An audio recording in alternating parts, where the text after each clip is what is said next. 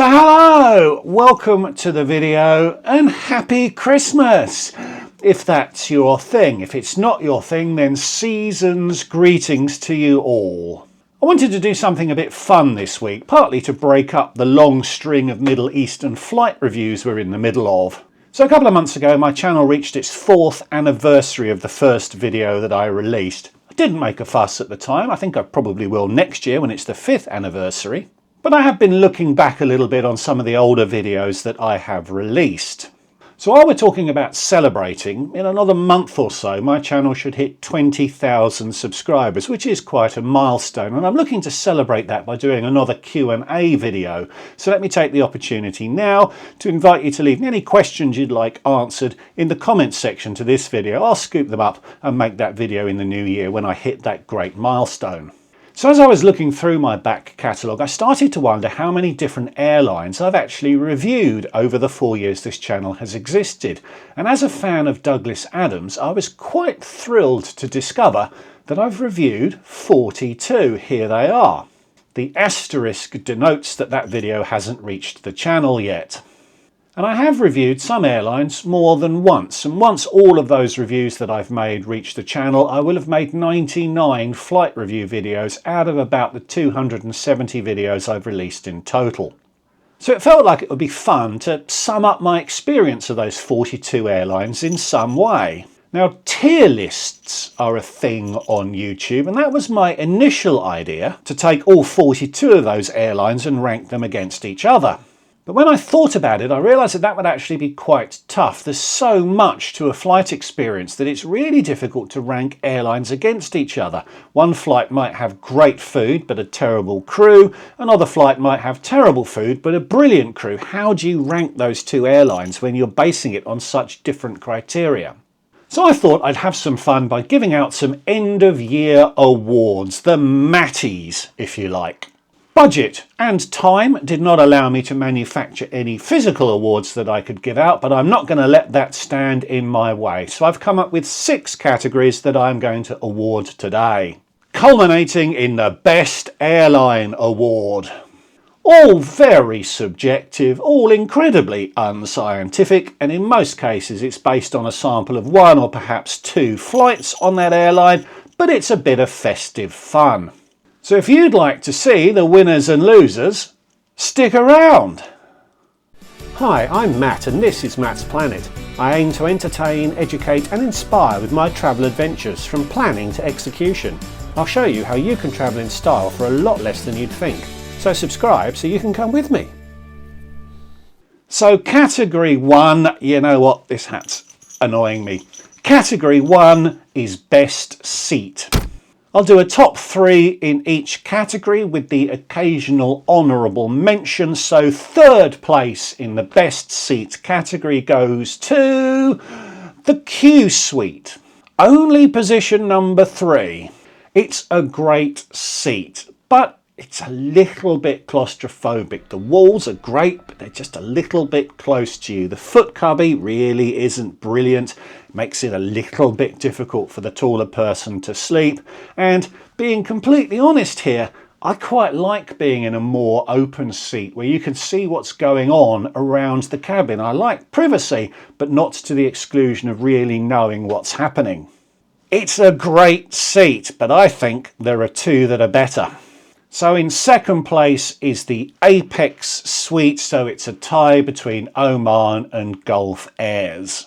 I've flown this seat a couple of times recently on both Oman and Gulf Air. Neither video has reached the channel yet, but I did fly on it last year on an Oman airplane that had been lent to Qatar Airways, and it's really, really good. The seat goes on for miles, slightly at the expense of the width of the seat, but you get a full, proper lie flat bed, excellent privacy, and it really is a comfortable space to spend a good few hours in.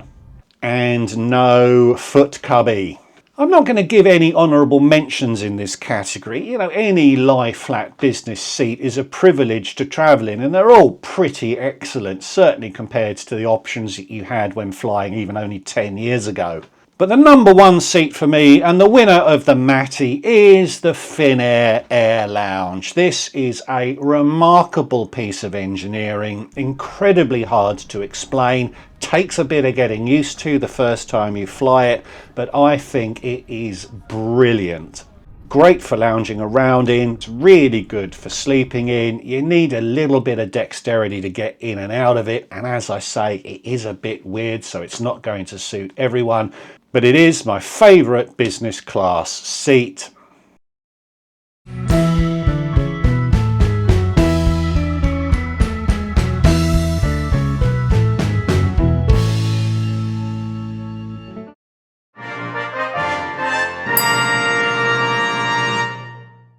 The next category is the best on-board experience, which is food, drink and service all merged together.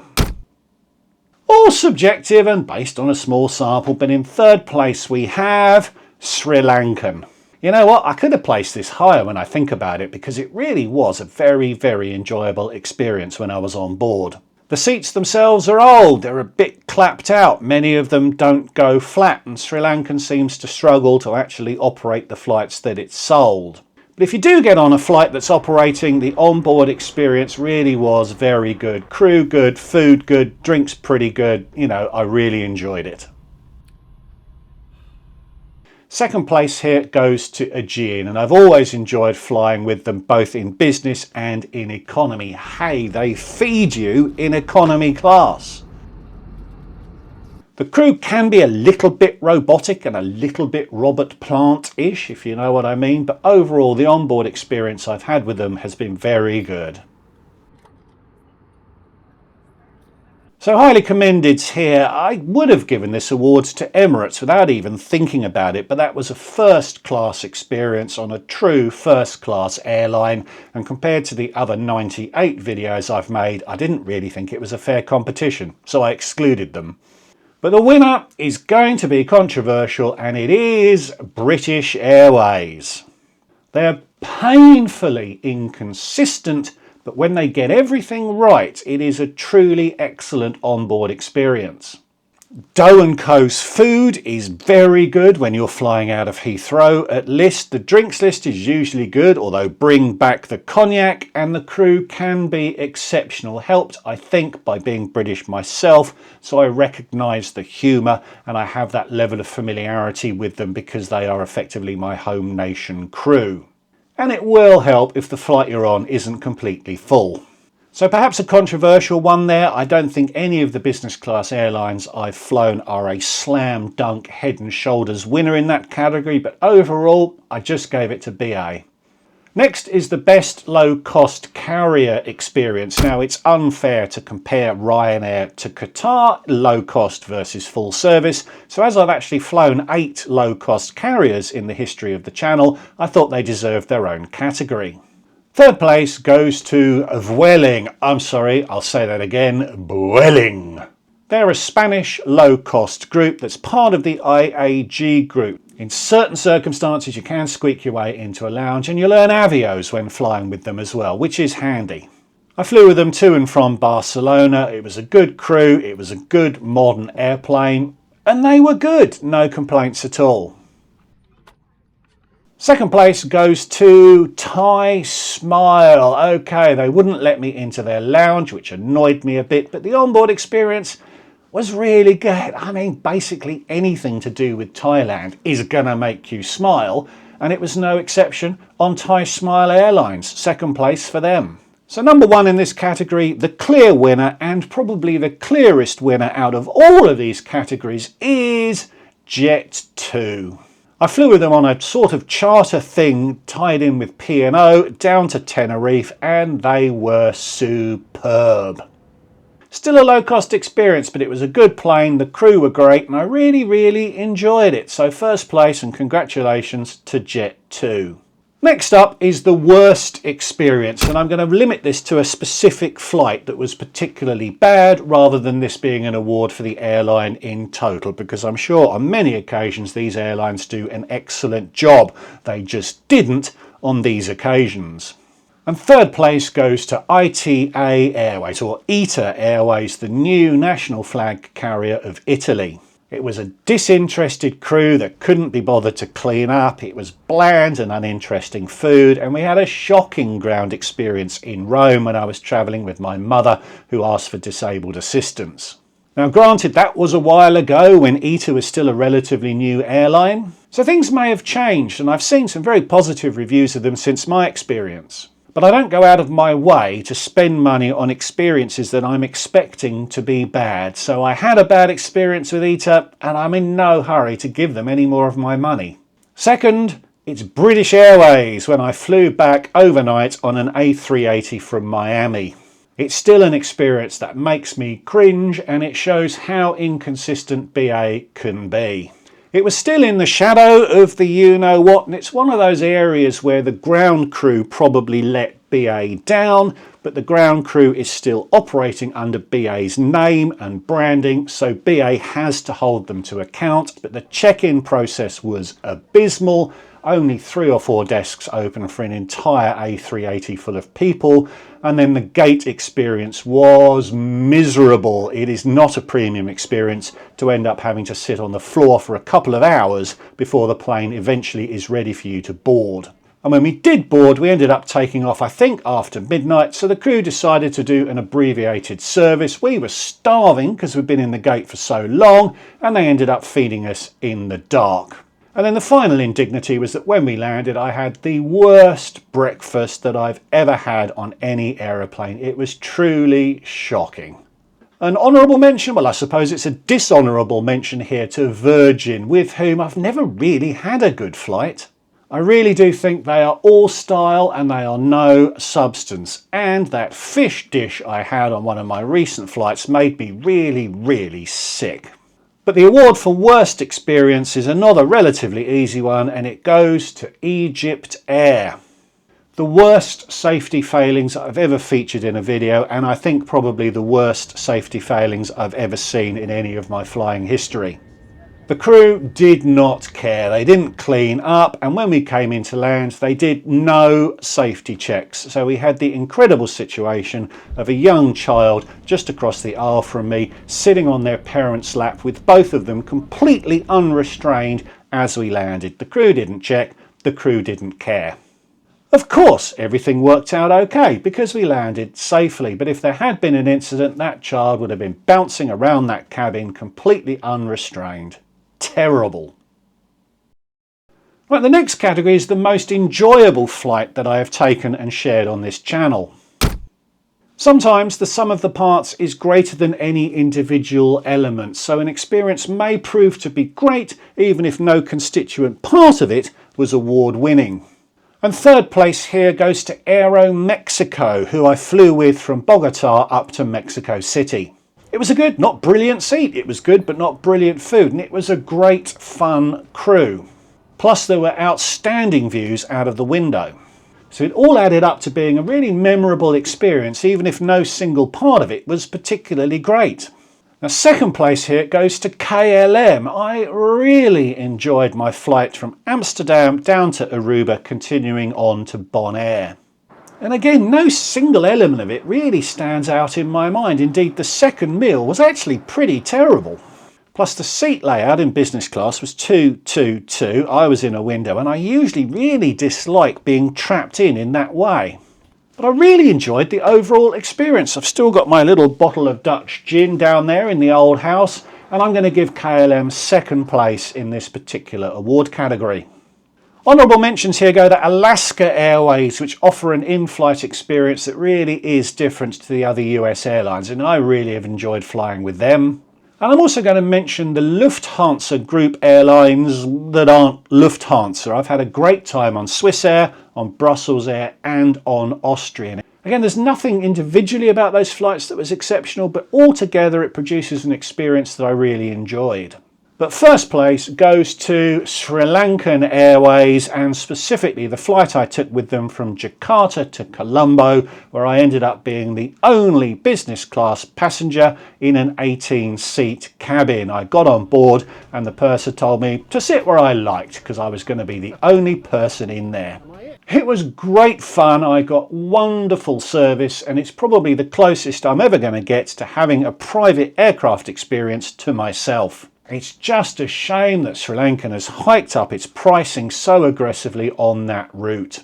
So the final category is Best Airline. As I said at the start, this is subjective, this is unscientific, and in most cases it's based on a very, very small sample of experiences.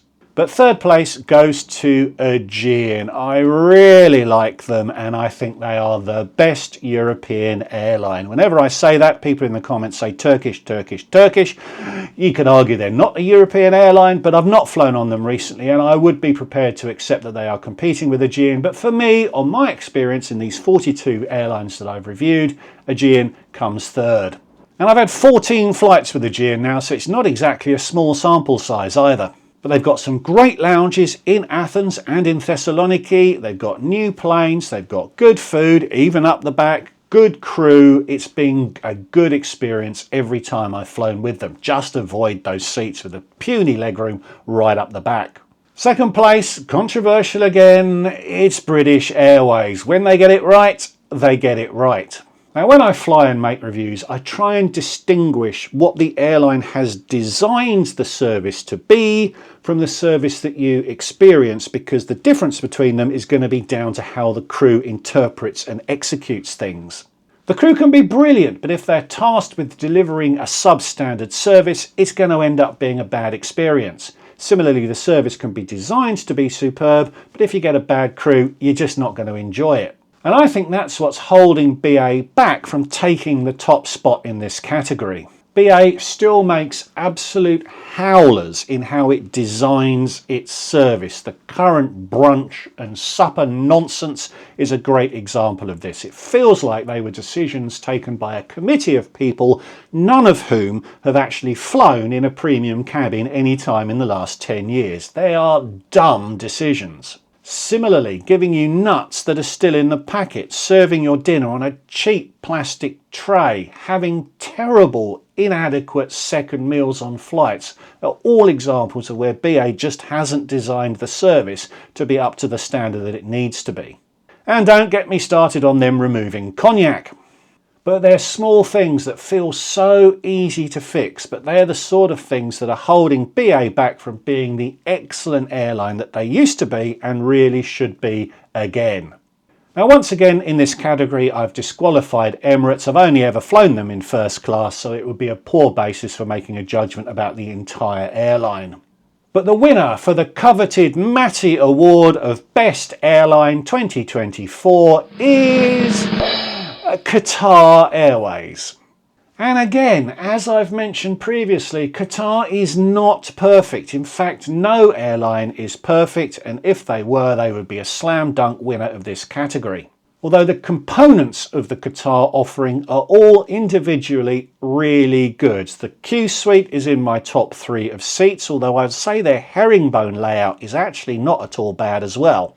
They're in my top 3 for food, they're in my top 3 for the ground experience in Doha. They really do very well in each individual constituent part. And sometimes the crew can be outstanding, although often they can be a bit meh. And Qatar is bookable using Avios, often at an excellent price. So bringing all of those things together, for me, overall, Qatar is the best airline. So I hope that was a bit of fun to brighten the Christmas period. Merry Christmas to you and yours, and a happy and prosperous new year to everyone. Your Christmas present to me could be a like for this video. Leave me a comment on this video and also on questions for my upcoming 20,000 subscriber Q&A special. Consider subscribing if you're new, and if you really want to give me a tangible Christmas present, there is a Patreon account where you can support me more directly, link in the description below. Thanks again, season's greetings, and I'll see you all in the next one. Goodbye.